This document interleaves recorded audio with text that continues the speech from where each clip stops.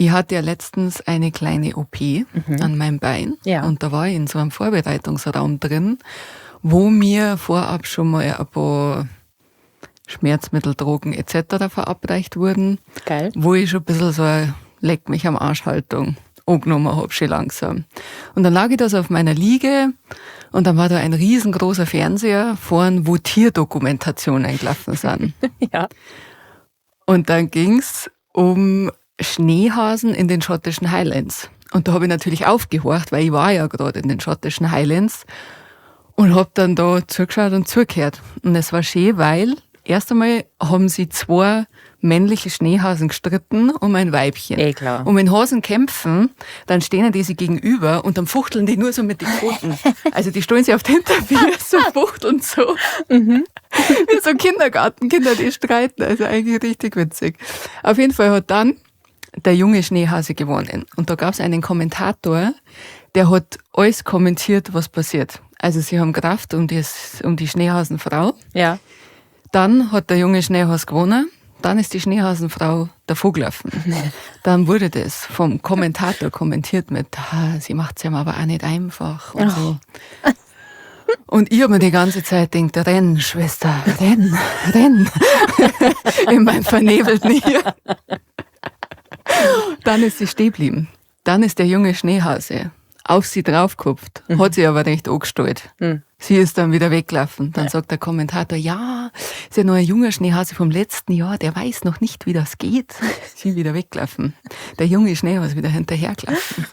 Dann der Kommentator wieder mitgefühlt mit diesem jungen männlichen Schneehasen. Ich die ganze Zeit mitgefühlt mit dieser Schneehasenfrau. Und irgendwann ist sie wieder stehen geblieben und hat ihn auf sich draufspringen lassen. Und dann hat er es geschafft und dann war das nach circa 3 Sekunden zu Ende. Und dann sagt der Kommentator, ja, so schnell geht das bei den schottischen Schneehasen. Und da habe ich mir gedacht, nicht nur bei denen, viele Schwester, viele.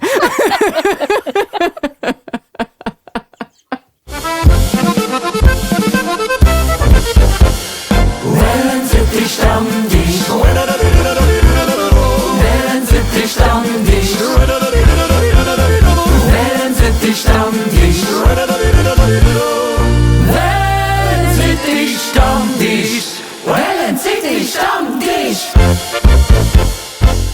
Und damit, liebe Wellensittiche, mit dieser wundervollen Geschichte heißen wir euch willkommen zu Folge 33. Es ist endlich wieder mal eine Schnapszahl und diesmal lasse ich mich nicht anschauen. Ich habe hier schon ein Shotglas bereit. Ich trinke heute einen Schnaps auf uns. Hast du auch ein Getränk? Können wir anstoßen?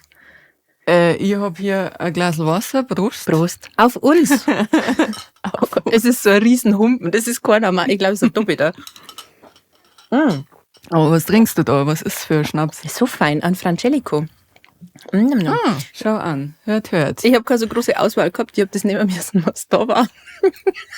Aber ein Frangelico mögen wir gern. Da sind wir ja eh nicht beleidigt. Kann man machen. Ja, liebe Wellensittiche, ihr hört es schon. Hier sind heute irgendwie nur 2 Stimmen unterwegs. Okay. Hier sind eure 2/3 Chief-Wellensittiche, nämlich Dres. Und Verena. Servus. Servus. Ja, Anja ist halt leider nicht dabei. Die hat immer noch mit ihren Ohrwaschel zu kämpfen. Und deswegen ist scheiße, wenn sie sich hier einen Kopfhörer auf ihre Ohren hockt und so weiter. Drum hat sie gesagt, sie pausiert jetzt leider heute mal einmal. Aber immer, wir sind jetzt da. An alle Anja-Ultras, die jetzt ausschalten möchten, vielleicht kommentiert einfach vorher nochmal kurz gute Besserung, Anja, in die Kommentare, bevor ihr ausmacht. Okay, das war nett. Das war sehr nett. Und ihr kommentiert bitte nicht nur gute Besserung, sondern ihr dort auch noch die 3 Emojis dazu, von denen ihr denkt, das darf der Anja jetzt helfen. Das darf bestimmt wieder gesund machen. Überlegt euch, denkt fest nach, was kann es sein? Und dann schreibt es in die Kommentare mit eure süßen kleinen Federchen. Gell? Passt. Merci. So machen wir's. Aber wir halten hier die Stellung, wir unterhalten euch diese Woche zu zweit. Und so nämlich. Als erstes darf man, ihr wisst es es läuft doch immer so, als erstes darf man ein ganz herzliches Dankeschön gern sagen an euren Support, an die Wellensittiche, an die Wellensittich Ultras. Ihr wart wieder unfassbar süß, ihr wart unfassbar stark am am Empfänger, am Radio. Ihr habt uns so fleißig gehört und gestreamt. Das freut uns. Und es freut uns natürlich auch, wenn ihr uns ganz, ganz schöne Kommentare, nette Nachrichten schreibt. Da gehen die kleinen Herzchen auf. Merci. Merci euch. Vielen, vielen Dank. Dankeschön. Und sollen wir gleich die schlechte Nachricht auch erzählen, Verena? Verzeih's, ich weiß gerade nicht, was du meinst, Also, aber sag's. die gute Nachricht ist, wir sind da. Die gute Nachricht ist, ihr kriegt die Woche Folge. Die schlechte Nachricht ist, nächste Woche sind wir nicht da. Naja. Genau. Wir machen eine Pause, aber nur eine Woche, denn anders als alle eure anderen Lieblingspodcasts machen wir keine Sommerpause. Wir lassen uns nicht anschauen, wir sind So da. nämlich. Auch wenn wir schwitzen, nämlich. auch wenn wir stingern. Ihr hört uns ja Gott sei Dank bloß, ihr müsst uns ja nicht riechen. Ja. Aber nächste Woche hört uns leider nicht. Also macht euch schon mal seelisch drauf bereit. Nächsten Donnerstag leider keine Folge. Wir hoffen, ihr könnt es uns verzeihen. Aber ich denke schon. Ja, ich denke schon. Alternativ, also ich meine, das ist hier Folge 33. Ja. Ihr könnt irgendwelche alten Folgen anhören, weil ihr werdet euch eh nicht mehr an alles erinnern und einfach mal alte Folgen anhören. Ich habe letztens alte Folgen angehört. Ja. Ich habe unseren YouTube-Kanal ausgecheckt und so ein bisschen Dinge geordnet und so und dann habe ich einfach mal auf alte Folgen geklickt. Und eigentlich wollte ich das nie anhören, weil ich mir gedacht habe, das kann ich mir nicht geben, weil ich mich da schauen muss. Ja. Weil Folge 1 schon sehr unbeholfen war, im Gegenzug zu jetzt, fällt euch auch auf, oder dass wir jetzt hier höchst professionell sind mittlerweile. Ja, merkt jeder. Sehr locker einfach. Viel lockerer einfach. Beim ersten Mal waren wir halt noch hart aufgeregt, Ja. jetzt ist schon normal, dass wir hier am Schreibtisch hocken und in ein Mikro sprechen. Ja, das stimmt. Naja, schön, dass ihr trotzdem über die ersten Folgen drüber gekommen seid und euch gedacht habt, wir hören weiter, so lange bist du schon mal professionell werden. Das muss Vielen man Dank einmal dafür. belohnen. oder wertschätzen. Weil ich muss sagen, ich kann das gar Ja. nicht. Also ich höre ja keine Folge nochmal. Ich lasse immer durchlaufen natürlich für den Support. Man muss ja auch, also Ja. naja. Ja. Aber hören kann ich es nicht. Also ich höre es ja meistens im Schnitt dann nochmal und dann, Ja. na. Ja gut, du beschäftigst dich ja dann schon immer sehr viel mit so einer Folge, wenn du das schneidest, Ja, das stimmt. oder? Doch schon. Ja. Schon. Aber na, umso schöner, dass ihr euch das gebt und dass ihr euch das gern gebt. Das freut uns. Merci. Du, ich hätte gleich mal eine Frage. Auf einer Skala von 1 bis 10, wie heiß ist dir heute? Eine 8. Eine 8? Okay, Und dir? das geht ja noch. Es geht voll. Eine 5. Also eigentlich ist man nicht heiß. Ja, gut, na, super. Naja, aber ich bin heiß. Und warum bin ich heiß? Weil ich halt ein mega geiles T-Shirt von Stravanza anhab. Mal wieder. Checkt es unbedingt mal aus. Gingt's hier mal online, hier Dingsbums, Stravanza Online-Shop. Schaut's mal vorbei oder auf die Social-Media-Plattformen. Die haben auch wieder einen richtig geilen Sommerdrop rausgehauen, finde ich. Yes. Die haben richtig coole Klamotten. Schaut es euch mal an. Wenn ihr auch so geil ausschauen wollt, so wie Verena, dann kann ich das Genau. nur empfehlen. Macht's das mal. Wenn ihr Freut auch uns sehr. sowas wollt. Zieht euch ein Stravanza-T-Shirt an. Ein lilanes, dann findet ihr euch Dress nämlich auch was, weil sie steht auf die Farbe lila. So nämlich. Nur deswegen ist mir 8 von 10 heiß. An alle Resbert Romeos, zieht euch lilane Stravanza-T-Shirts an. Ja, Das ist nur wichtig. das wirkt. Also merci Stravanza mal wieder fürs Supporten dieser Folge. Danke. Wir lieben, dass ihr da dabei seid. Ja. Wir lieben, dass ihr unsere Kaltgetränke mitfinanziert. Unbedingt. Unter Leitungswasser. Prost. Ich merke es voll schon. Also der Frangelico ist im Schädel drin. Aber Ja. Bin ein bisschen beleidigt, dass du es nicht gesagt hast, ja. weil ich hätte hier auch den guten Sickersaft im Keller, der den ich noch nicht Sickersaft. probiert habe. Ich habe noch nicht probiert. War ein Anlass. Ja, gewesen. den müssen wir mal gemeinsam probieren. Ja, gut, dann machen wir das. Ja. Es hat uns letztens auch ein Wellensittich geschrieben, als wir auf Instagram, glaube ich, 7.777 Follower hatten. Hat uns jemand geschrieben, dass wir da drauf jetzt eigentlich einen Shot trinken müssten, Scheiße. was wir nicht gemacht haben, Na. weil wir trinken einen Shot auf 8.888, weil ihr wisst genau, dass 8 die Lieblingszahl von unserem Chief Wellensittich Anja aka Hans Bavaria ist. Ja. Und das machen wir da, okay? Das heißt, ihr müsst jetzt hineinfolgen auf Instagram. Versteht ihr das? Hineinfolgen. Mobilisiert eure Freunde, Familie und Verwandte und sagt ihnen gefälligst hier reinfolgen. Das wollen wir sehen, Ja. wie hier gestampelt wird. Machen wir dann natürlich So live in der Folge für euch. Das ist eh klar. Also, Klar. klar. Aber Vreni, was hast du eigentlich erlebt seit der letzten Aufnahme? Was war bei dir so los? Was war bei mir so los? Ich habe ein kulturelles Wochenende hinter mir. Ich war in Oberammergau im Passionstheater, wo normalerweise alle 10 Jahre die Passion aufgeführt wird. Ja. Kennst du das? Sagt dir das Ja, was? das sagt mir was. Also das Neue Testament wird da quasi aufgeführt. Das war mal ein Versprechen der Oberammergauer.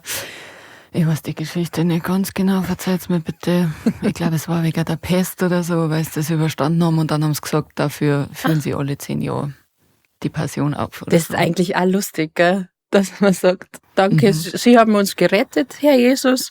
Und jetzt führen wir ein kleines Theaterstück auf. Ist auch süß irgendwie. Ja, so klein ist es nicht. Es Ja, ist das sehr stimmt. riesig, das Theaterstück. Ja. Da sind immer ein paar hundert Leute beteiligt. Und da kriegt man doch auch ganz schwer Karten dafür, oder? Die spielen eigentlich das ganze Jahr. Also eigentlich. Ach so. Also ich war die letzten 2 Mal. Und war das schön? Dort. Also ich Das ist richtig krass. Schon. Also ich bin jetzt auch nicht so, also da muss man nicht religiös sein, dass das das gut krass ist. ist. Okay, ja, cool. Also das ist richtig einfach mega beeindruckend, weil da so viele Hunderte von Leuten auf der Bühne sind, die es alles Oberammergauer sind, die das alles selber machen. Also Chor, Orchester, der Esel ist auch Oberammergauer. Also es ist alles aus Oberammergau. Das ist mir besonders Alles auf der wichtig. Bühne. Das finde ich eigentlich geil, wenn man da so ein riesen Projekt miteinander hat.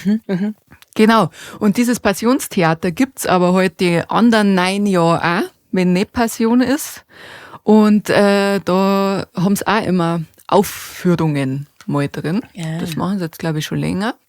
Also letztes Jahr war ich bei Romeo und Julia und das Jahr war ich bei Till Eulenspiegel. Ah ja. Und das sind immer Produktionen von Christian Stückl. Ich bin ein sehr großer Christian Stückl-Fan, muss ich sagen. Der ist der Intendant vom Münchner Volkstheater, wo ich auch sehr gern hingehe. Und es ist einfach so, dass man jedes Stück wo der Kerl Regie hat, kann man auf jeden Fall anschauen, ob das jetzt ein Shakespeare ist, ob das der Brandner Kasper ist oder ob das die Drei-Groschen-Oper ist. Es ist immer fantastisch. Geil. Deswegen hier großes Shoutout. Zieht euch das mal rein, wenn ihr mal Bock auf ein bisschen Kultur habt. Wir sind ja auch der Nein, was Kulturpodcast. Also nicht nur Eben, Wissenschaft, auch Wissenschaft und Kultur. Kultur. So. Ich freue mich schon, wenn wir die Preise dafür kriegen. 2026, Ja. die Preise kehren Ja. uns jetzt schon. Podcast-Kulturpreis. Ja. Ja. Ja. Wellensittich Stammtisch. Eh klar. Auf die 1. Klar. Na, auch das mal wieder nur Oberammergauer auf der Bühne, 150 Leute. Auch sehr viele junge Leute, die halt einfach tagsüber ihrer Lohnarbeit nachgehen und auf Nacht ein Theaterprobe. Und die da aber richtig krasse, tolle Stücke und tolle Rollen auch aufführen und das halt jetzt nicht, ich sage jetzt, ja, jetzt nichts gegen ein Bauerntheater, mache ich ja selber gern. Ja. Aber es ist halt mal was anderes. Es ist was anderes wie irgendwelche du mal was gegen deine Krampfadern Witze, sondern es ist halt einfach ein bisschen, weiß ich nicht, wie soll man sagen. Ja, es ist jetzt keine seichte Unterhaltung. Man muss ein bisschen mitdenken, man muss ja danach manchmal ein bisschen googeln, damit man alles kapiert und so, aber ist richtig cool. Schön. Und ich glaube, ich bin einfach auch ein bisschen eifersüchtig, Ja. weil stell dir vor, du bist der Oberammergauer und kannst einfach mit so einer Person, die großes Theater macht, zusammenarbeiten in deiner Freizeit Ja. als Laienschauspieler. Ja. Also Das ist dein Traum. wie geil ist Ja, ja. das war mein Traum. Wie viel kann man da lernen? Also irre. Ich finde es so schön, dass du in dem Podcast hier manifestierst. Also ich gebe da noch 2 bis 5 Jahre und dann ist die Schauspielkarriere am Laufen, weil also es wird ja hier nur drüber geredet, dass das irgendwann mal noch passiert. Vielleicht müsste man auch einheiraten nach Oberammergau, keine Ahnung, damit du da einen Fuß in die Tür kriegst. Ja. Aber ich glaube Ja. auch so. Ich spür's. Ich spür's, dass das noch wird. Ja, ich manifestiere das schon mein Leben lang, als ich als kleiner Scheißer schon im Münchner Volkstheater Ja. beim Christian Stückle sein Brandner Kasper in der ersten Reihe neben der Soufflöse gehockt bin. So einmal ist Das war mal vor über 20 Jahren, ich spiele ja schon über 20 Jahre im Volkstheater. krass. Da habe ich mir schon gedacht, ich möchte auf die Otto-Falkenberg-Schule gehen. Aber ich habe nicht gewusst, dass man das wirklich kann. Also, dass man wirklich auf eine Schauspielschule gehen kann. Ja. Also, dass man das wirklich machen kann. Ja, das verstehe ich. Also, weißt du, wie ich meine? Dass Leute sagen, ja klar, mach das. Ja. Probier's Ja. oder so. Ja. Sondern, also so, dass man irgendwas lernt, in Anführungszeichen, wo man jetzt nicht weiß, ob man danach davor abbeißen kann. Ja. Dazu sind wir zu bodenständig, glaube ich, groß geworden. Da lernst du erst einmal was Gescheites, Ja. was Handfestes. Genau. Genau. Ja. Genau. Schön. Jetzt sind wir in diesem Internet tätig. Ja. Das ist doch was Handfestes. Das haben sich unsere Eltern, glaube ich, auch ganz anders vorgestellt. Aber gut. Mei, kannst nichts Das machen. glaube ich auch. Kannst nichts Das glaube ich auch. Naja, ich finde es einfach immer wieder so beeindruckend, um das noch abschließend zu sagen, weil Oberammergau hat ein bisschen über 5000 Einwohner oder so, was dieses oberbayerische Bergkaff kulturell immer wieder auf Taxe stellt, ist echt krass. Also es ist natürlich auch das Dorf der Holzschnitzer und Lüftelmalerei und also die sind schon auch sehr künstlerische Leute da. Das habe ich auch nicht Da ist gewusst. was drauf. Aber Spannend. finde ich geil. dass Ich da- liebe das ja immer, wenn du so Sachen erzählst oder auch wenn Anja Sachen erzählt, die ihr so macht, die aber nur eure Hobbys sind, die wir noch nie gemeinsam gemacht haben. Da denke ich immer, wir müssen das mal gemeinsam machen. So wie bei dir, ich möchte mal mit dir ins Theater gehen. Oder, liebe Wellensittiche, Vreni ist ja auch ein Schwammerl-Fan, ihr wisst es. Mal gemeinsam ins Schwammerl. Das darf ich ja Das geht nur jetzt dann lieben. los. Geht's jetzt schon los? Im Nein, August. im August. Ab August gehen wir in Schwammerl in den Nei. Da werde ich euch berichten. Oh, da freue ich mich ja nur. Ich hoffe, du nimmst uns mal mit. Das wäre mein Traum. In Schwammerl in den Nei. In Schwammerl in den Nei oder einfach generell so, heute machen wir Ferien aus Hobby und heute gehen wir zu einem Fußballspiel oder ins Theater oder in die Schwammerl in den Nei. Ja. Das da die Liebe. Ja. Ja. Ja. Oh. Eigentlich, gell? Schon. Oh. Das war, ich sehe gerade eine Social Media Videoreihe vor mir. Ja. Da darfst ihr auch profitieren, liebe Wellensittiche. Ihr könnt die Schwammerl zwar nicht essen, aber ihr dürft uns zuschauen, wenn wir es brockern. So nämlich.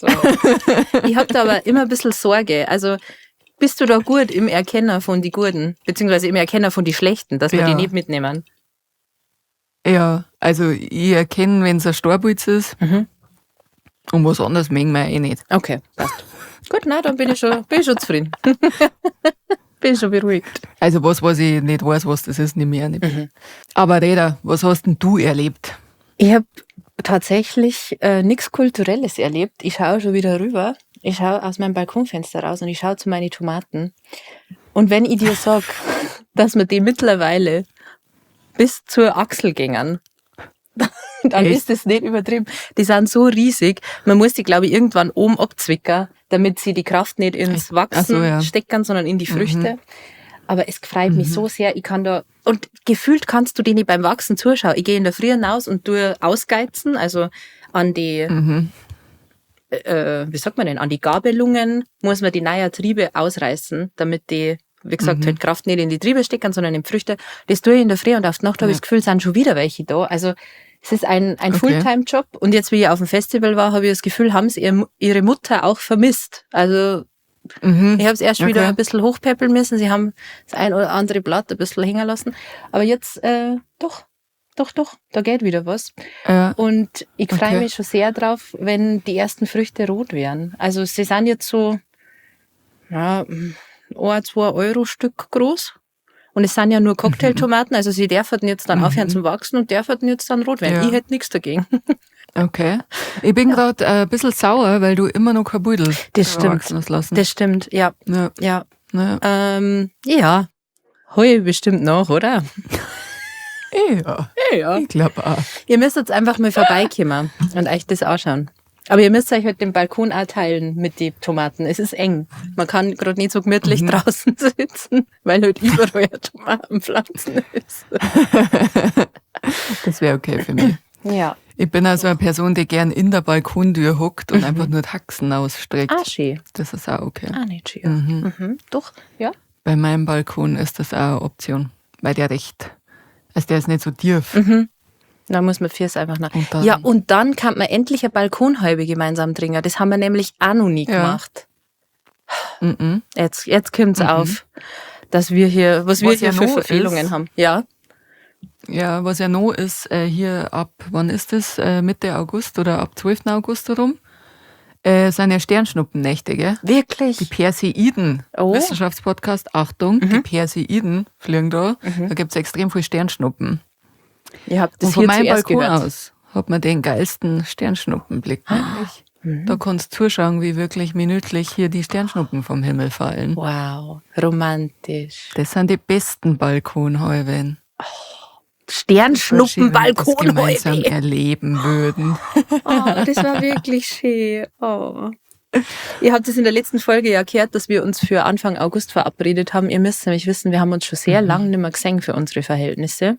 Wir vermissen uns. Also ich vermisse euch. Ja, Ja. ich vermisse euch auch. Okay, gut. Ich höre zwar jeden Tag sehr viel von euch, aber es ist einfach nicht das Gleiche. Nein, es ist nicht das Wie wenn ihr Gleiche. im Raum seid. Ja. Das ist was anderes. Das stimmt. Naja, ja, der Papa vermisst seine Kinder, gell? So ist. Womit wir auch bei einer grandiosen Überleitung waren. Das ist normalerweise der Anja ihr Job, ich bin ehrlich. Aber jetzt probier es einfach mal, Ja. oder? Jetzt muss mal wer anders machen. Und du machst es toll. Halt's mal. Sorry, das ist das lila T-Shirt. Das macht was mit mir. Da, ich weiß nicht.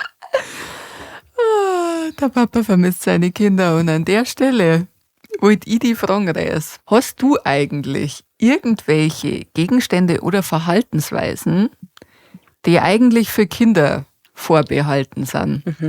Gibt's da was? Ja, da gibt's auf jeden Fall was. Wenn man jetzt in mein Schlafzimmer geht, da dat. Wenn man da reinschauen darf, dat.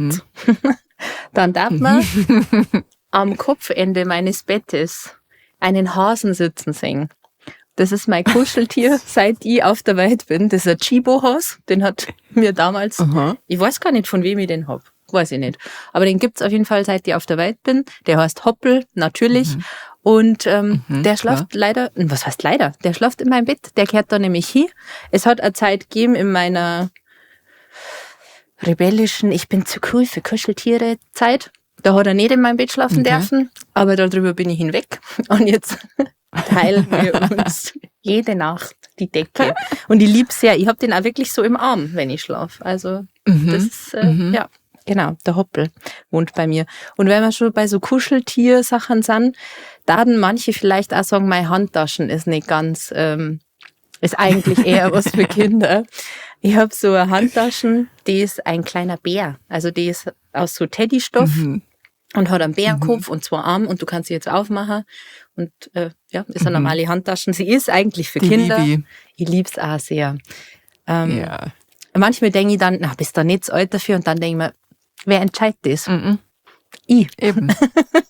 Eben. Genau, ja. Schlafst du noch mit Kuscheltiere? Gibt's da bei dir auch einen Mitschläfer? Klingt komisch. In meinem Bett liegt tatsächlich auch ein Mittelschläfer. Ein Bärli. Oh, süß. Und ich hab den auch unterm Arm. Ja. Beim Schlafen, ich finde das sau praktisch, weil dann mein Arm aufgerammt ist. Ja. Also wenn ich jetzt im Urlaub bin oder so, dann nehme ich ihn nicht mit. Und dann, oder wenn ich auswärts schlafe, habe ich kein Bärli dabei, aber dann weiß ich mir nicht, wo ich meinen Arm hin tun soll. Weil normalerweise ist der aufgerammt. Ja, verstehe ich voll. Da muss ich mir dann immer irgendein Kissen unter den Arm klemmen, oder so, dass ich irgendwas in der Hand habe, dass der aufgerammt ist.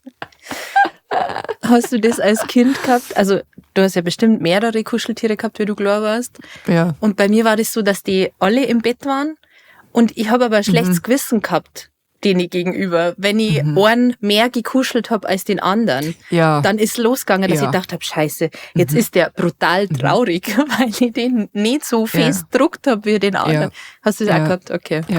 gut. Ja. Ich hatte immer 8 Kuscheltiere im Bett. Ja.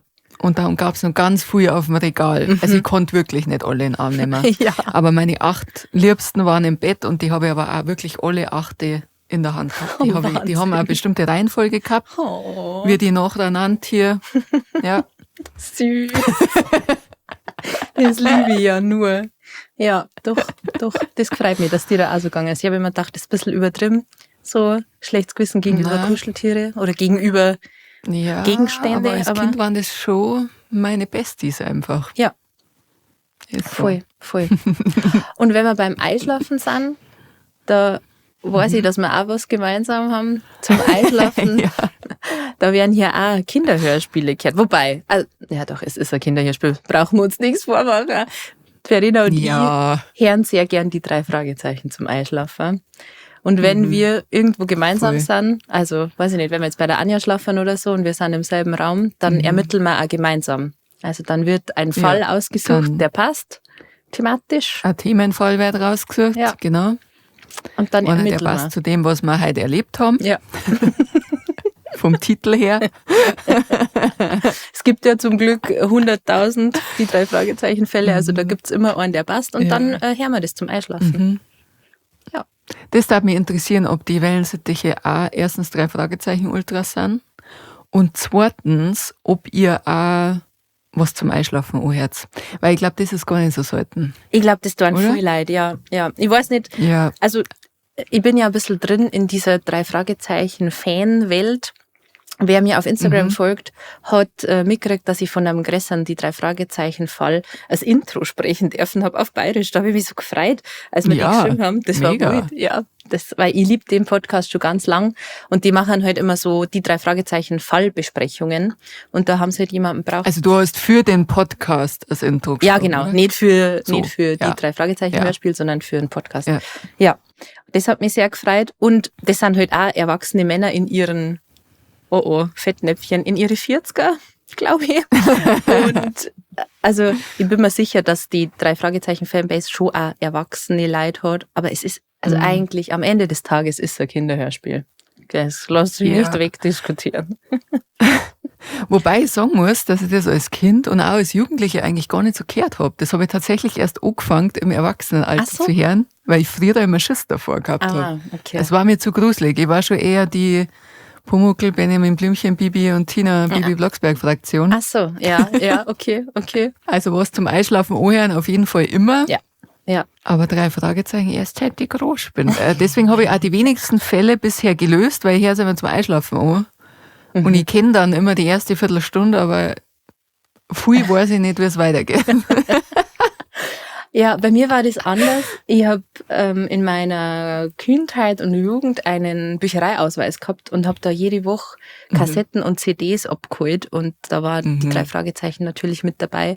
Und dann habe ich das ganz fleißig immer durchgehört und ich habe das natürlich geliebt, dass das gruselig ist. Okay, also wer die letzte Folge gehört hat, weiß, dass ich auf Horrorfilme stehe. Und das hat schon früher angefangen. Ich liebe gruselige Sachen einfach. Ja. Also da, aber Pumuckl ist ein gutes Stichwort. Das habe ich nämlich auch, wo ich mir denke, das machen eigentlich nur Kinder. Wenn ich krank bin, dann will ich die Pumuckl-Serie anschauen. Dann will ich einen Pumuckl und einen Meister Eder singen. Und ich bin der festen Überzeugung, das macht mich gesund. Ja. Ja, das brauche ich. Das letzte Mal, wo ich krank war, habe ich ganz viel Patterson und Findus angeschaut. Oh, süß. Das hat mich auch sehr gesund gemacht. Das Ja. habe ich sehr geliebt. Ja. Das ist fürs Herz einfach wichtig, finde ich. Ja, voll. Ja, sehr schön. Hast du sonst noch irgendwas, was du hörst oder schaust, was eher so kindermäßig ist? Hören und schauen nicht, ne? Aber ich besitze sehr viele Gegenstände, die eher für Kinder sind, vermutlich. Jetzt bin ich gespannt. Ich habe unfassbar viel Mickey Mouse Merch. Mhm. Kleine Kinder haben auch immer Mickey Mouse Sachen an. Ja, das stimmt. Und ich bin auch sehr oft hart eifersüchtig auf die Mickey Mouse Sachen von kleinen Kindern, weil da gibt's so coole Sachen einfach. So Turnschuhe, die blinken zum Beispiel. Mickey Mouse Turnschuhe, die blinken. Naja, für Erwachsene gibt's keine Mickey Mouse Turnschuhe, die blinken, aber es gibt Mickey Mouse Turnschuhe. Naja, wer hat die Mickey Mouse Turnschuhe? Ich weiß nicht. Vielleicht habe ich Mickey Mouse Turnschuhe, die ich einmal anhatte zur Eröffnung der Ausstellung Disney 100 Da war ich hier zufällig lohnarbeitstechnisch mit dabei, da habe ich diese Turnschuhe angezogen. Und an Fasching bin ich als Mickey Maus gegangen, da hatte ich die auch. Und sonst noch nie. Oh nein, wie schade. Nein, das sind ja nicht so normale Sneaker, sondern so Häre, die über den Knöchel drüber gingen. Ah, oh, okay. Mhm. Ja, die sind ein bisschen, Speziell. ja, ich lebe auf sehr großem Fuß, ja, halt ein Maul, ich sage euch mal schon das nicht. Und deswegen sind die einfach riesig. Okay. Mhm. Also so, ja. Ja. Drum will ich die jetzt so nicht so anziehen, weil dann schaue ich aus, als hätte ich Kinder sehr gerne die Füße. Na Naja. gut. Aber du hast auch sonst sehr viel Mickey Maus Merch. Also du hast da mindestens 2 Pullis, weiß ich. Die Mickey Ja. Maus Jacken. Es stimmt, eine Jeansjacken habe ich. Die liebe ich. Die ist geil. Mhm. Die ist geil mit Mickey Maus auf dem Rücken. Dann Easy My Müsli aus einer Mickey Maus Müsli-Schüssel. Wichtig. Wichtig. Ich trinke Tee aus einer Mickey Maus Teetasse. Mhm. Mhm. Aber nur, wenn ich einen Kanner-Tee habe, weil die Mickey Maus Teetasse ist leider sehr klar und ihr wisst, dass ich kleine Tassen scheiße finde.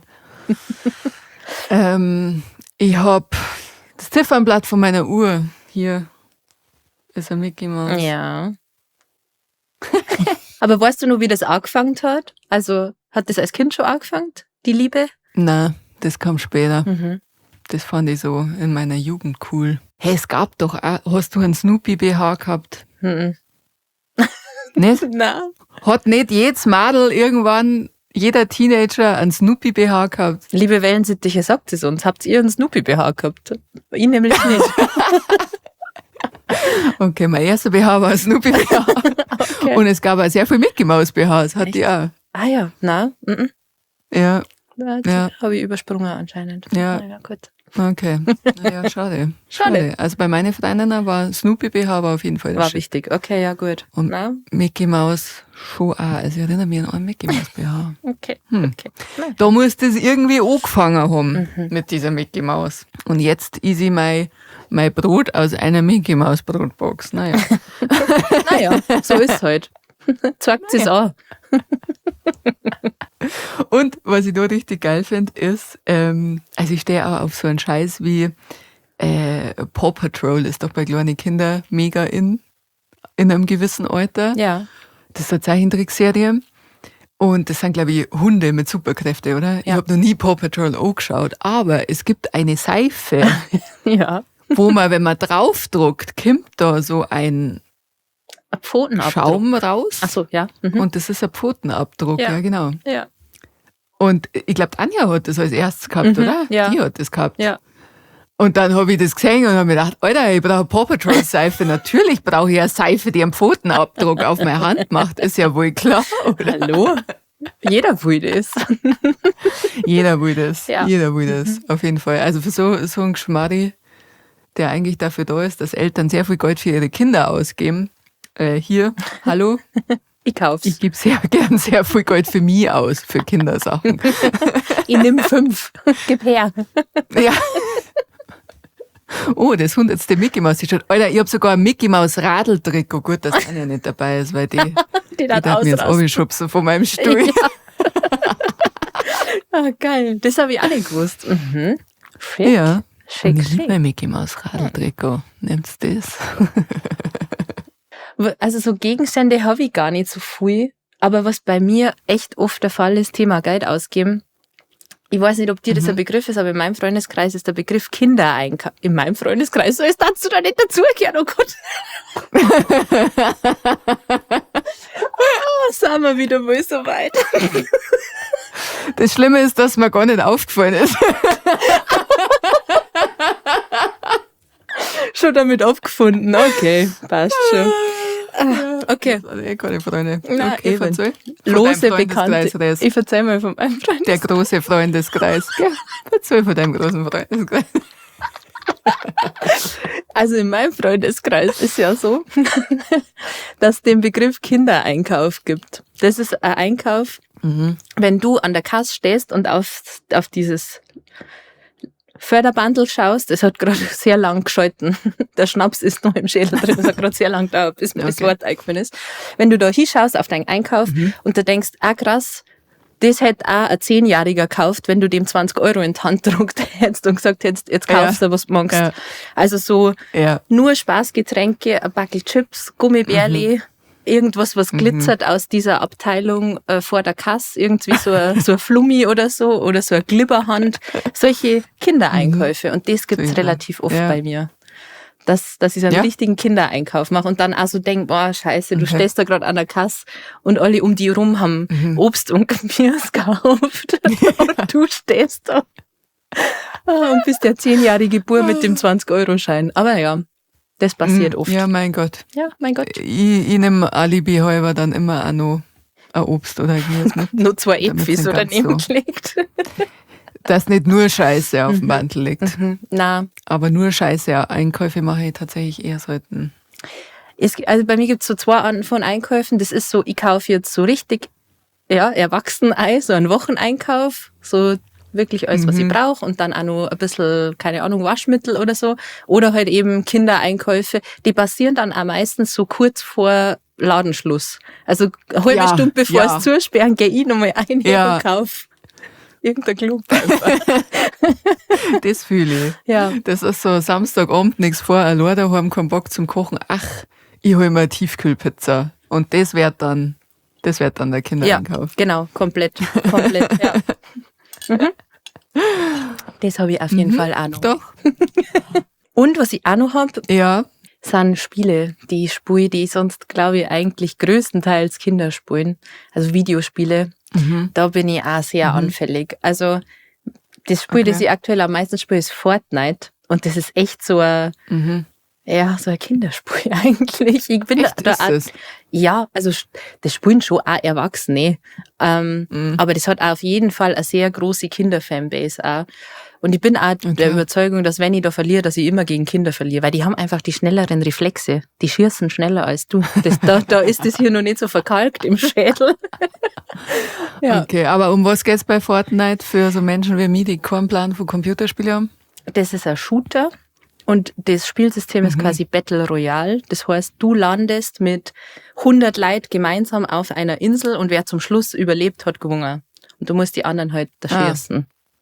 Genau. Und da gibt's aber, es schaut halt alles auch sehr kindlich aus. Es ist sehr bunt und es gibt verschiedene Tänze und du kannst deinen Avatar so anziehen wie Ariana Grande oder irgendwelche anderen Musiker oder Fußballspieler oder so. Genau. Also es ist schon sehr auf Kinder ausgerichtet und auch darauf, dass Kinder da sagen, Papa, kann ich mir einen Skin kaufen? Ich will ausschauen wie der Messi in Fortnite.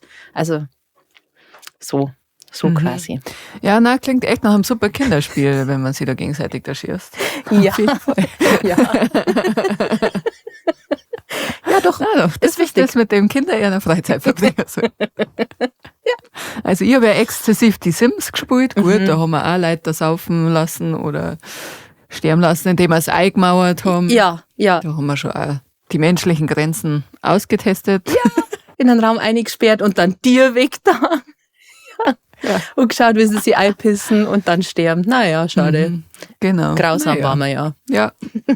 Ja, muss man alles mal gesehen haben. Muss man alles austesten. Richtig. Ja, hast du sonst noch irgendwas? Ich habe irgendwas noch auf meinem Zettel aufgeschrieben, aber ich kann nicht entziffern, was das ist. Kannst du mir sagen, was da steht? Kinder, das untere. Ja, das untere Fortnite. Unternehmen. Himmel, Hammel, Hummel. Ja, weiß kein Mensch. Keine Ahnung. Sauklaue Weiß kein hat Mensch. sie ja. Ja, gut. Naja, gut. Aha. Ja, wenn man es selber nicht mehr lesen kann, dann ist das die Bestätigung für Sauklaue auf jeden Fall. Naja, schade. Ja, ich bin noch oft eifersüchtig auf so kleine Kinder, die so Pullis anhaben, so Zipper oder so, und dann haben die ja Kapuzen Ja. und dann sind da so Bärli-Ohren. Oh, süß. So Ja. Teddy-Fleece-Pullover mit Bärli-Ohren. Ja. Ja. Das macht mich sauer, dass das für große Leute nicht gibt. Das ist echt eine Frechheit. Wahrscheinlich gibt's es, oder? Wahrscheinlich gibt's es. Vielleicht Aber gibt ich will es. dann nicht so einen Ramsch-Kack-Scheiß haben. Ja. Aber ich finde, also das Äußere ist ja damit verbunden, dass man ab einem gewissen Alter sagt, nein, das ist nichts mehr für die, so wie ich mit meiner Handtaschen. Und ich finde, da muss man aktiv genau. dagegen arbeiten. Da muss man einfach sagen, Ja. nein, ich will auch Spaß haben in meinem Leben. Ich will die Paw Patrol Pfotenabdruckseife und ich will Auf die jeden Fall, gute Teddy-Handtaschen. Idee. So, und was macht's ihr? Nix Kids Was dagegen möchtest du da. jetzt machen? Ja. Ja. Da kaufe ich mir doch den Nachfüllschaum, kaufe ich mir doch für mein Paw Patrol Pfotenabdruckseife. Da bin ich nicht so. So. Den nehme ich doch gleich mit. Wenn ich diesen Seifenspender mitnehme, nehme ich doch gleich den Nachfüllpack auch noch mit. Hä? Natürlich. Klar. Habe ich es irgendwann wieder weg, weil es mich genervt hat? Ja.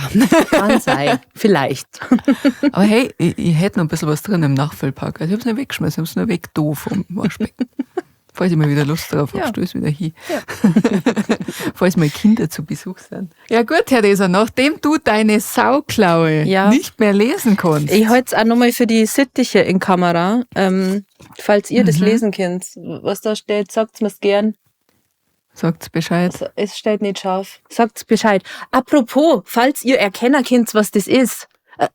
Wir müssen ja nur auflösen. Müssen wir echt. Ja. Ihr habt's euch gefragt. Wir haben eine verzweifelte Nachricht gekriegt. Lady Beachwood hat uns geschrieben, was denn jetzt eigentlich los ist, was die Hieroglyphen von der Anja denn jetzt bitte Danke bedeuten sollen. Und ich glaube, auf Instagram und TikTok hat's keiner richtig gehabt, aber auf Facebook Ja. waren sehr viele Leute, Facebook. die verstanden haben, was die Anja uns sagen wollte. Diamantenfieber war's ja. Also, man kann jetzt sagen, ja, stimmt, jetzt sag ich's auch, aber ich lieg nicht so gern. Kein Mensch. Also, wirklich. Das, Ja, also nein, ich finde nicht, Also. dass man das gut sagt, aber ihr wisst es jetzt auf jeden Genau. Fall. Es ist aufgelöst. für alle, die es nicht gesehen haben, Ja. ging's auf unser Instagram, TikTok, YouTube. Da gibt's ein Video, wo das eingeblendet wird. Da Anja ihre Zeichnung. Ja. Und wo man miträtseln konnte, was das bedeutet. Genau. Diamantenfieber. Das eine war der Diamant, das andere ein Fieberthermometer im Arsch und das dritte eine Person, der heiß ist. Deswegen gingen da so Striche vom Kopf weg, weil die Hitze hat's. Hitze. Hitze hat's. Ja, so wie Anja Bavaria hat ja auch die Hitze. Gell? Ja, gut. Genau. Den auch nochmal angebracht, den habe ich schon mal gebracht, den Witz. Naja, gut. Nur damit ihr da Bescheid wisst. Aber ist schön. Damit ihr da ruhig schlafen könnt. Genau.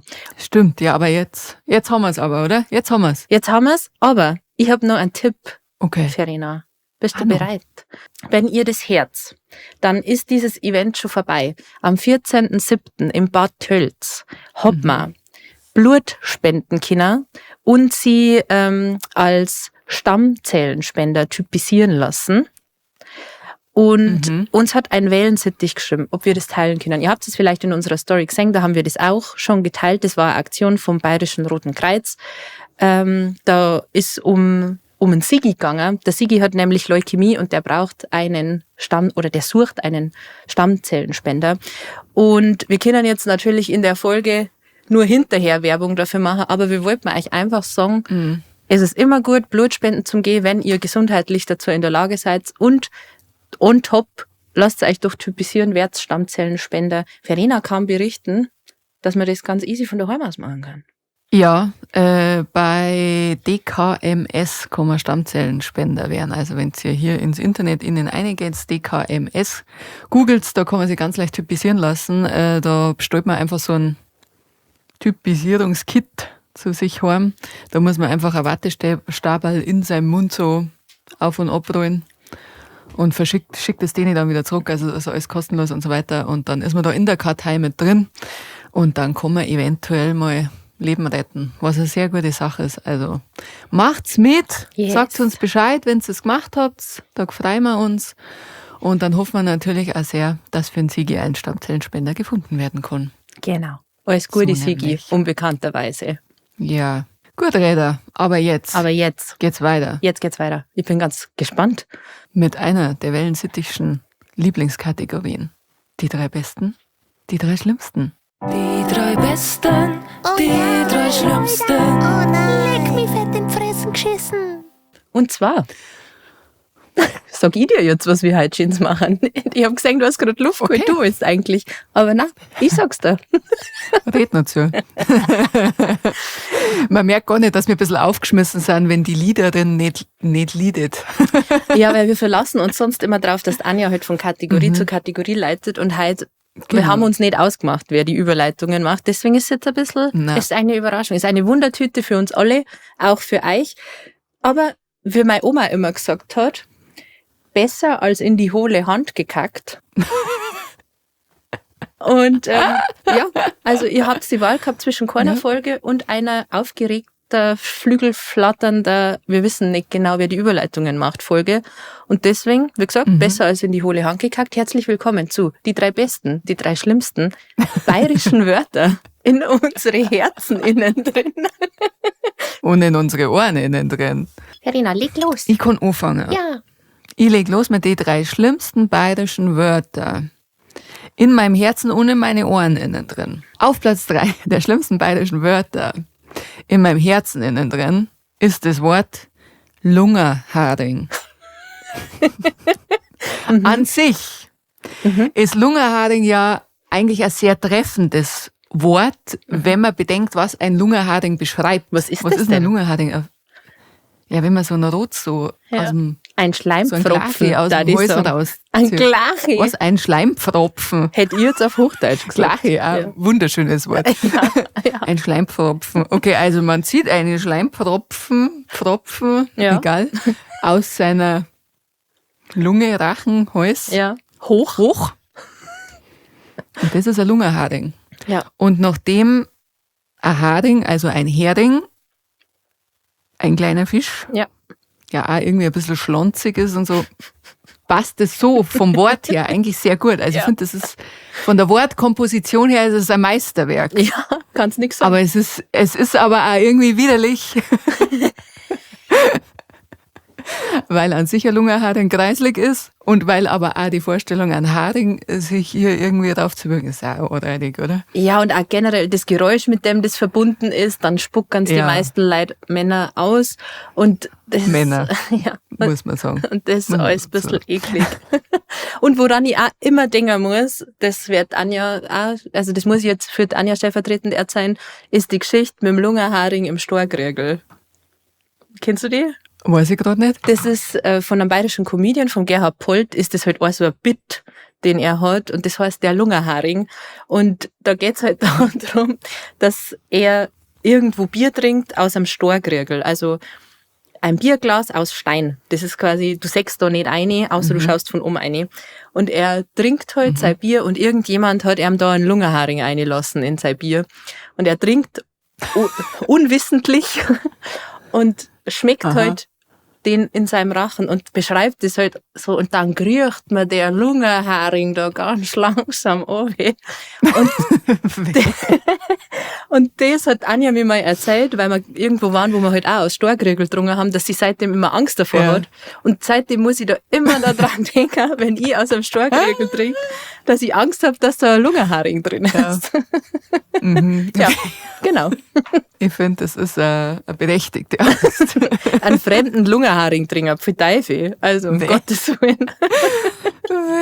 Ja, gut. Nee. Ist ein würdiger 3. Platz. Auf Platz 2 der schlimmsten Wörter in meinen Ohren innen drin ist das Wort begrüßen. Wenn Leute begrüßen, als begrüßen aussprechen. Und das hört man ganz oft auf irgendwelche Dorffestel im Bierzalter, wenn irgendwer eine Ansprache hat und dann sagt, so, da muss ich noch einen Trommlerzug aus Hintertupfing begrüßen und dann darf ich noch ganz recht herzlich die Musikkapelle Sepp Hans Franz begrüßen. Und da hört man immer 17 Mal hintereinander begrüßen. Ja. Und bei Begrüßen, da stolz mir meine Armhaare auf, wenn ich das höre. Das ist so... Ich finde diese Begrüßungsreden schon immer schlimm. Ja. Weil entweder die Leute sagen eben, ich darf begrüßen. Ja. Also wegen mir darfst du gern begrüßen sagen. Das war schön. Bitte. Für meine Ohren. Und meine Arme. Und dann kommt halt immer 17 Mal. Und dann darf ich noch begrüßen, darf ich noch. Oder muss ich noch. Ja. Ja. Das regt mich auf. Ja. Das regt mich auf, wenn das nicht abwechslungsreich gestaltet ist. Aber das ist eine privatpersönliche Sache. Ich mag gern Wörter und ich mag gern Abwechslung Ja. in Wörtern. Wenn ihr eine Rede geschrieben braucht, fragt Verena. Sie schaut auch noch mal drüber. Das kann ich aus Erfahrung sagen. Verena hat vor kurzem auch über was drüber geschaut für mich. Hat mich gefreut. Ja. Mhm. Ist geil geworden, gell? Sehr gut. Danke, Verena. Danke, Verena. Kuss und Gruß, Verena. Eigenlob stinkt. Deswegen habe ich ja gesagt. Okay, begrüßen. Also ich muss sagen, ich weiß, dass du das hast und deswegen sage ich das manchmal gerne. Ich habe das ja auch im Podcast jetzt schon öfter gesagt, wenn ich die Begrüßung mache, dass ich sage, ich möchte euch ganz herzlich begrüßen, weil ich weiß, dass du das nicht leiden kannst. Aber da weiß ich ja auch, dass es ein Witz ist. Ja. Aber wenn Leute das ernst meinen, da wäre ich sauer. Richtig Also sauer. Obacht. Also Obacht, wenn ich im Bierzelt bin und ihr mir das Leid begrüßen. Kann sein, dass es schön wird. Da kann es sein, dass ein Lungenharing in der Storkregel reinrutscht. Immer steht Hand drauf, gell? Wisst ihr es eh. Ja, Storkregel mit Deckel. Ja. Das Große war der Empfehlung. Pro-Tipp an der Stelle. Oh Gott. Mhm. Auf Platz 1 der schlimmsten bayerischen Wörter in meinem Herzen innen drin ist das Wort Sorchen. Oh, ja. Also Bieseln. Aber Sorchen ist eine Steigerung von Bieseln. Also das ist, glaube ich, wie Pinkeln und Pissen. Pissen ist härter wie Pinkeln, Ja, oder? auf jeden Fall. Mhm. Schon, gell? Da pressiert's einfach. Ja. Da ist ein sehr harter Strahl und der ist auch sehr lang. Und der versiegt nicht. Ja, ja. Mhm. Und ich finde aber, das Wort Sorchen oder wenn Brunzen gehört eigentlich auch dazu. Das, ich wollte gerade sagen, für mich ist Brunzen, ich hasse das. Das ist ganz, ganz schlimm. Das ist noch schlimmer. Ja. Also ich finde, Brunzen ist auch auf jeden Fall nicht daheim auf dem Klo, sondern das ist so unwürdig, weiß ich nicht, auf einem öffentlichen Klo oder draußen im Wald oder keine Ahnung, wo es da halt gerade passiert ist. Aber Brunzen tut man nicht daheim. Ich finde es so einen harten Abtörner, wenn Typen sagen, sie gingen nur schnell sorgen. Ja, ja. Das ist so abtörnend. Ja. Oh, also wenn ich die gerade noch sexy fand, die jetzt nimmer. Weißt du, was ich auch ganz schlimm finde in dem Zusammenhang ist, wenn Leute zu Geschlechtsverkehr Sorgzeug zusammenstecker sagen. Ja. Da ist bei mir ist gerade eiskalt im Buckel runtergelaufen, als ich das ausgesprochen habe. Ja. Da geht's mir gar nicht gut. Ein Sorgzeug ist der widerlichste Ausdruck, den die bayerische Sprache zu bieten hat, glaube ich. Voll Teufel. Oh, da geht's mir nicht gut. Nein. Kommen wir zu den schönen Sachen, oder? Ja, bitte. Okay. Auf Platz 3 der schönsten bayerischen Wörter für mich ist das Wort Bazi. Ein Bazi ist einfach ein Bazi. Also auf eine gute Art. Das ist einfach ein Frechdachs, Ja, ja. aber auf eine gute Art. Ja, Auf eine süße Art. Auch. Ich finde auch kleine Kinder sind manchmal Bazis. auf jeden Fall. Mhm. Die schaut man an und denkt, das ist ein richtiger Bazi, aber man meint das nicht. Ja, so Das ist einfach ein schöner Ausdruck. ein Schlingel. Ja, Ja. genau. Aber Positiv. auf eine gute Art. Also Voll. Mhm. positiv, Ja. liebenswerter Schlingel. Genau, keine bösen Streiche oder so, sondern eher was, wo man schmunzeln oder lachen muss. Sehr süß. Mag ich auch gern, ja. Doch. Dann auf Platz 2 der schönsten bayerischen Wörter ist für mich das Wort Damat Oh. oder der Ausdruck Damat sei. Also wenn ich sage, ich bin halt richtig Damat, dann meine ich bin irgendwie erschöpft, Schlapp. nicht gescheit wach, schlapp, ja. Aber Damat, kommt das von Mähen? Wahrscheinlich. Ich denke Also schon, ja. zusammen mähen, Ja. zusammen Niedergemäht. niedergemäht. Irgendwie, vielleicht. Vielleicht so. Aber Ja. ich finde, es ist also schön, dieses lange A, Damat, das ist schön. Das beschreibt es gut. Schönes Doch, Wort. passt. Mhm. Mhm. Finde ich auch Und das schön. ist ein schöner Ausdruck Ja. einfach, so Ja. an sich. Und dann auf Platz 1 der schönsten Wörter bzw. Ausdrücke der bayerischen Sprache ist für mich zeitlang haben. Oh. Wenn man sagt, statt vermissen, ich hab zeitlang. Ja. Das erinnert mich immer an die Oma, die hat immer, wenn ich gekommen bin, hat die Oma gesagt, Mei Maler, wo bist denn, Alter? Ich hab schon so zeitlang gehabt. Ja. Und da haben wir den zeitlang haben, so ein schöner Begriff, ja. so schade, dass man den irgendwie gar nicht so benutzt. Ja. Gell? Ja. Das Also ist richtig schön. meine Großeltern haben das immer gesagt, aber da habe ich mir eigentlich vorgenommen, das merke ich mir, das muss ich wieder ein bisschen mehr benutzen, weil es ein richtig schöner Ausdruck ist. Finde ich gut, finde ich Find gut. Bring back zeitlang Ja. haben. Ja, Und voll. weißt du, warum das gut passt? Weil mir jetzt eingefallen ist, was auf meinem Zettel steht. Da steht Na. nämlich Heimweh, steht da nämlich. Da steht Heimweh. Okay. Weil also kurzer Ausflug nochmal zurück in unsere Kindheitsgespräche von vorhin. Ich habe sehr oft richtig Heimweh nach dem Ort, wo ich halt aufgewachsen bin und wo ich da hin, wo ich meine Familie sehe und so, das ist, glaube ich, auch was sehr Kindliches. Und da habe ich auch zeitlang quasi, zeitlang noch daheim. Ja. Daheim. Ja, schön. Genau.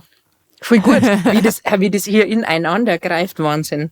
Wahnsinn, Verena. Full Circle. Wow, wow, wow, wow. Wow. Aber Theresa, jetzt erzähl mir was von deinen schönsten und schlimmsten bayerischen Wörtern. Bist du bereit? Mhm. Okay. Die 3 schlimmsten bayerischen Wörter in meine Ohren, innen drin. Auf Platz 3. Beziehungsweise, das ist so ein bisschen außer Konkurrenz, aber ich hasse, wenn Preisen Maß sagen. Wenn ein Preis aufs Oktoberfest geht und sagt, er möchte ein Maß Bier, dann möchte ich, dass er heimgeht. Weil mich das so aufregt. Es ist kein Maß, es ist ein Maß, es ist auch nicht so schwer und es heißt auch nicht Dirndl und es heißt auch nicht O-Zapft Is. Lass gut sein. Das mal nur so ganz generell. Das macht mir manchmal ein bisschen sauer. Aber auch nur ein bisschen. Es ist auch nicht so 100%ig ernst mal. Ich verstehe es ja. Es ist eine schwere Sprache. Kommen wir jetzt aber zum echten Platz 3. Der schlimmsten bayerischen Wörter für mich ist Bratzen. Also Hände oder Griffel oder so. Deine Bratzen. Du deine Bratzen da weg. Wie sagst du das? Bratzen. Bratzen. Echt? Also bei uns sind das Bratzen. Echt? Nein, bei uns sind es Bratzen. Tu deine Bratzen da weg. Echt, oder? Ja. Witzig. Und ich weiß nicht, ich denke mal, ich habe das negativ verknüpft, weil mir das als Kind ab und zu gesagt worden ist, weil ich war ein Kind, das mit den Händen geschaut hat und nicht mit den Augen. Und mir ist oft gesagt worden, dass meine Bratzen da jetzt mal weg müssen. Das mag ich nicht. Mag ich einfach nicht. Dann habe ich auf Platz 2 der schlimmsten bayerischen Wörter in meine Ohren innen drin auch den Lungenharing tatsächlich. Weil, wie du schon sagst, echt? Ja. Wie du schon sagst, es ist ein sehr schönes, lautmalerisches Wort an sich, aber das schleimig, ich mag's nicht. Ich mag's einfach nicht. Ich mag's nicht. Schön, das freut mich, dass wir es beide haben. Ja. Aber auf Platz 1, ein Wort, das auch oft im Podcast fällt und wo mein kleines Ich immer so ein bisschen zusammenzuckt, weil ich das gar nicht gern her, ist f***en. Ich hasse das, wenn jemand sagt, halt dein f***en oder mich hat's auf f***en gehaut. Das kann ich gar nicht hören. Und was noch ganz, ganz schlimm ist, dann auch in Verbindung damit, ist Hove. Ich glaube, ihr spinnt's ein bisschen. Warum eine Mundharmonika ist ein Hove? Aschmann. Ja. Und das finde ich so eklig. Ich finde, also alles da dran, finde ich ganz, ganz, ganz, ganz schlimm. Ich mag das Wort nicht auf Bayerisch, ich mag das Wort nicht auf Hochdeutsch. Ich will es nicht hören. Ja, zu Recht. Ja, eiskalt. Halt dein Ja, mag ich nicht. Sage ich eigentlich nicht. Eher halt's Maul. Aber wenn es mir brachial aufs Maul haut, dann sage ich schon mal, dass mir Es ist auch okay. Das ist auch eine Steigerung von aufs Maul. Ja, das stimmt. Das ist wirklich, das ist ein Unfall. Ja, genau. Aber von diesen schlimmen Wörtern und von schlimmen Unfällen kommen wir zu die 3 besten Wörter, die besten Wörter, die die bayerische Sprache in meine Ohren innen drin zu bieten hat. Und zwar haben wir da auf Platz 3 verrivehoverisch oder verrivehovert. Kennst du das? Was ist das? Ach, okay. Ich hab's okay. Missgünstig. Sag's nochmal. Verrivehoverisch. Verrivehoverisch. Ja, verübelnd oder für übelhaltend. Verrivehoverisch, verrivehovert. Verrivehoverisch. Ja.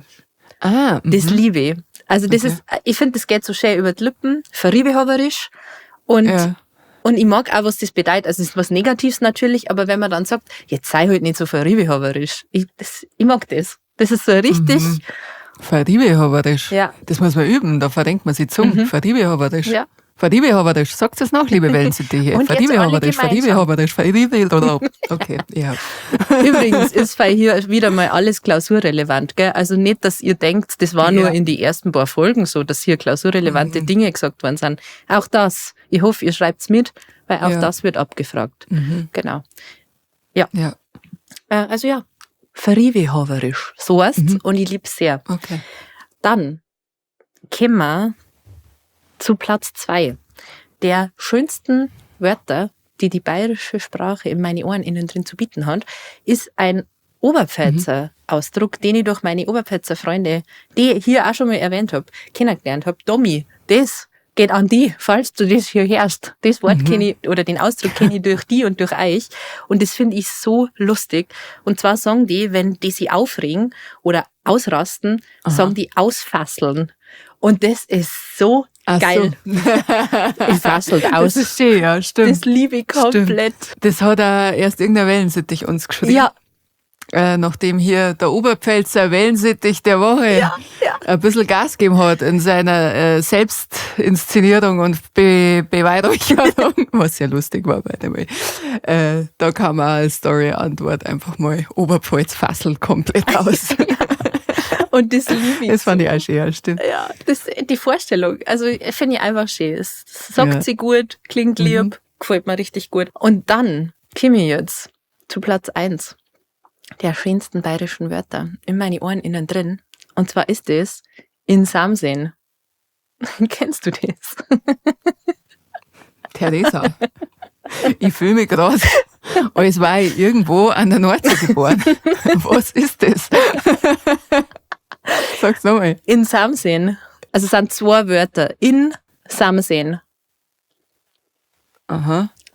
Man muss auch sagen, also ich komme schon aus dem Tiefenwald. Ich komme richtig da, wo man Ho-Ho redet eigentlich. Da komme ich her. Deswegen auch diese Sprachbarriere zwischen uns gerade. In Samsing heißt sowas wie etwa oder vielleicht. Also, keine Ahnung, ich habe irgendwo einen blauen Fleck und weiß nicht, wo der herkommt. Und dann sage ich zu dir, ja, in Samsing bin ich da an dir dran gerannt. Also, möglicherweise in Samsing. Das finde ich ganz, ganz, ganz, ganz schön. Und ich habe mich aber nicht entscheiden können für Platz 1. Deswegen habe ich hier noch eine Honorable Mention, wie die Oma immer gesagt hat. Okay. Also außer Konkurrenz habe ich noch das Wort oder den Ausdruck, das ist etwas Unendliches. Kennst du das? Nein. Also wortwörtlich übersetzt heißt das ist etwas Unendliches, aber man meint damit eigentlich eine Person, die sehr einzigartig ist oder eine Marken oder so. Jetzt, wenn du ein kleines Kind in der Verwandtschaft hast und das haut immer brutal drucken irgendwelche Sprüche raus, wo du denkst, woher nimmt es denn gerade her, dann sagt man mal, die ist etwas Unendliches. Also ein unendlicher Quell an Überraschung, der nicht versiegt, so quasi. Ja. Das liebe ich auch sehr. Das ist etwas Unendliches. Witzig. Okay. Ja. Ja, folgt uns gern für mehr Sprachkurs mit Resbert. Schön. Na, freut mich. Haut gern einmal eure Lieblingsbayerischen Wörter in die Kommentare rein und auch bayerische Wörter, die ihr scheiße findet. Ja, bitte. Gern auch regional, ich meine, hier hören uns ja Menschen aus ganz Bayern und Österreich zu. Ja. Deswegen haut's gern mal raus, was in eurem Dialekt daheim wunderschöne Wörter sind und vielleicht auch Wörter, die ihr nicht so geil findet. Ja, und auch gern, also ich war ja jetzt ein bisschen gemein zu preisen, ihr wisst's, aber ihr habt's einen Platz in meinem Herzen. Ich bin ja selber Hobbypreis, Teilzeitpreis. Sagt ihr auch gern, ob es irgendwelche bayerischen Wörter gibt, die ihr besonders süß oder besonders schlimm findet? Das interessiert uns natürlich auch. Unbedingt. Und weil wir gerade bei Dialekt und Bayern und Österreich sind, kommen wir jetzt zu unserem Wellensittich der Woche. Piep, piep, piep. Ach, leg mir doch an meiner Kloake. Okay, die Überleitung hat überhaupt keinen Sinn ergeben erst, aber jetzt ergibt's gleich Sinn. Denn unser Wellensittich der Woche kommt diesmal aus dem wunderbaren Nachbarland, aus Österreich. Wuhu! Wir lieben, dass ihr auch da seid. Ja. Und zwar hat sie den Pokal heute geholt. Die liebe Lisa, die uns auf Spotify Kommentare da lassen hat und geschrieben hat, dass sie innerhalb kürzester Zeit alle Folgen durchgesuchtet hat, was mittlerweile, wir sind über 30 Folgen, gell? Gebt euch das mal. Über 30 Folgen in ein paar Tagen hier durchballern. Das ist krass. Das ist richtig krass. Da sind wir stolz. Das zeugt von einer großen Schwarmzugehörigkeit. Da sind wir stolz auf jeden Fall. Deine Eltern sind stolz, Lisa. Lisa, habe ich den Namen schon gesagt? Lisa, deine Eltern sind stolz. Lisa aus dem Innviertel, liebe Grüße. Sie hat gesagt, ihre Kinder schauen schon immer deppert an, wenn sie mit Stopsel in die Ohren halt irgendwie durchs Haus läuft und euer willkürlich zum Lachen angefangen. Das freut uns sehr. Ja. Wir freuen uns auch sehr, dass du schon sehr früh deine Kinder auch mit reinbringst in die wellensittiche Wissenschaftsbildung. Das ist auf jeden Fall sehr wichtig, dass man da auch früher anfängt und auch, dass ihr unseren Sprachgebrauch mit übernehmt. Hat sie auch gesagt, dass hier sehr oft was innen drin übernommen wird. Deswegen freuen wir uns sehr. Sie denkt auch in ihrem Alltag an uns, zum Beispiel, wenn sie im Salzburger Zoo Wellensittiche fordert. Jawohl. Oder so. Und da möchte man sagen, wer halt auch an uns denkt, wenn er uns nicht hört und sieht, den liebt man doch So. einfach. So. Gell? Deswegen, Lisa aus dem Innviertel, jetzt hast du jetzt hast du auf Spotify kommentiert, deswegen können wir dir jetzt hier gar nicht irgendwie eine Adresse abluchsen oder so. Wenn du das hörst, schreib uns bitte auf Instagram oder auf TikTok. Oder wenn du magst, kannst du uns auf Facebook schreiben oder eine E-Mail. Wir haben auch eine E-Mail-Adresse, wellensittichstammtisch@gmail.com. Kannst du uns auch da schreiben, wie du willst, aber rier die.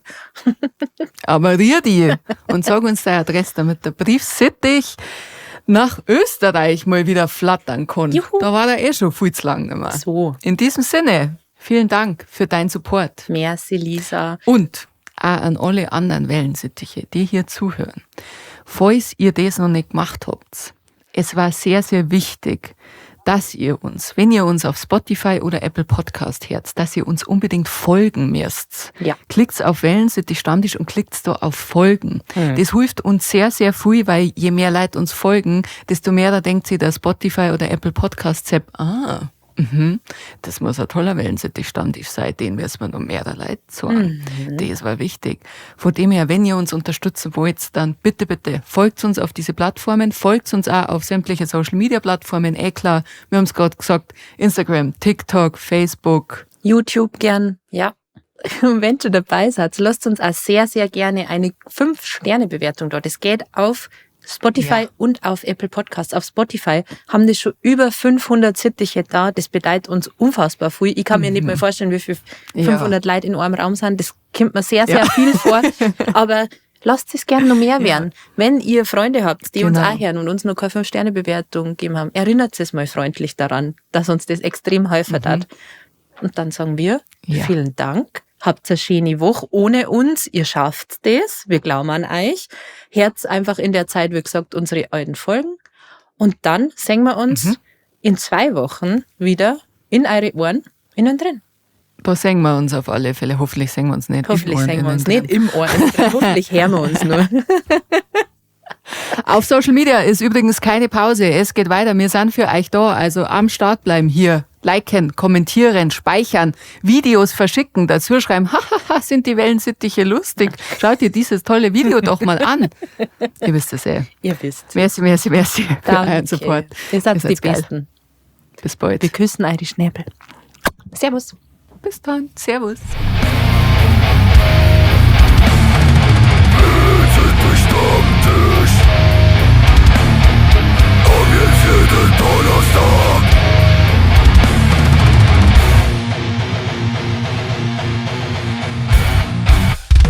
Also na, sowas hörst du nicht. Voll Teufel, schalt aus das Klump jetzt.